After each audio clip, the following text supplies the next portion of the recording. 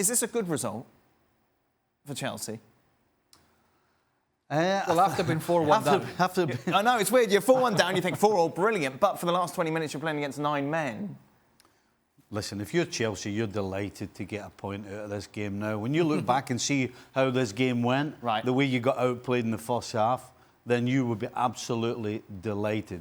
Listen, Tammy Abraham had a couple of great chances with headers. He could have won the game for them. But at the end of it, when you look at the big picture, this is a good point considering. And so will Ajax. Ajax will be delighted with it as well, because once the game changed in the manner that it did, and they were hanging on with 9 men, and they get out of there with a point, they say, okay, look, we can take a breather here, and we can set up the rest of the qualifying stage. What I would say about Ajax is that, and this is the same mistake that they made against Spurs in the semifinals of the Champions League last year, I know they're a pretty team to watch.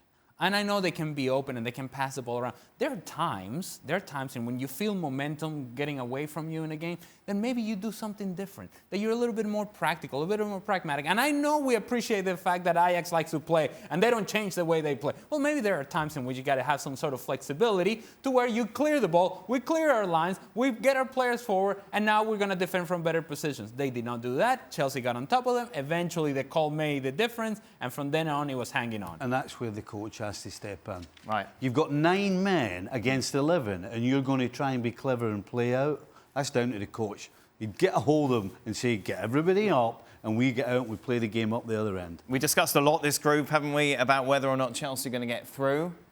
Are you as confident?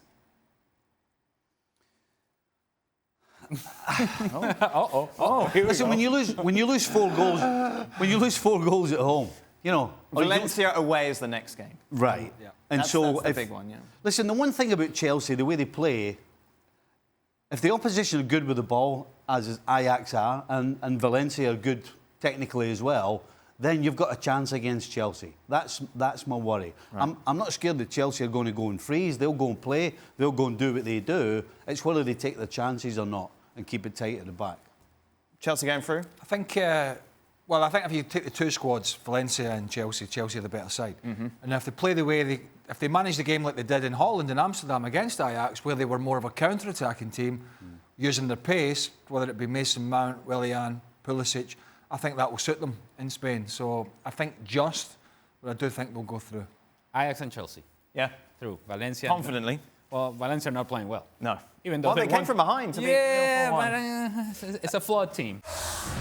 Well, thank you very much for watching ESPN on YouTube. For more sports highlights and analysis, be sure to download the ESPN app. And for live streaming, premium content, and let's not forget as well, ESPN FC 7 days a week. Subscribe to ESPN+.